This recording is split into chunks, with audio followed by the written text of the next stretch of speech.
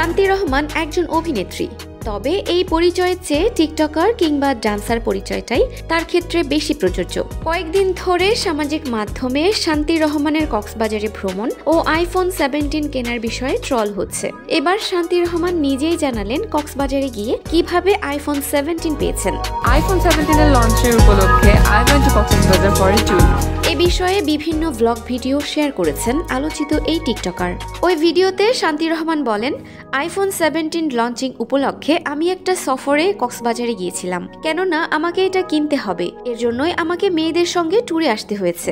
Because আমাকে কিনতেই হবে এটা, এই জন্য আমাকে ট্যুরে আসতে হয়েছে। আমি অলরেডি একটা নিউজ পেয়ে গিয়েছি যে আমি আইফোন 17 কিনতে কক্সবাজারে গিয়েছি। আমরা অলরেডি একটা নিউজ পেয়ে গিয়েছি যে আমি আইফোন কিনতে এসেছি। শান্তি বলেন, আমি কতজন মেয়ের সঙ্গে আইফোন 17 কেনার জন্য এসেছি এবং কি বিষয়ে সব বলবো।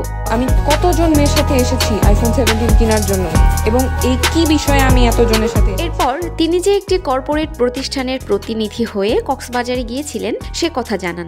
বলেন, আমি কত গরিব হয়ে গিয়েছি যে কক্সবাজারে মেয়েদের সঙ্গে এসেছি আইফোন 17 কিনতে। আমি এত গরিব হয়ে গেলাম যে আমার মেয়েদের সাথে আসতে হয়েছে।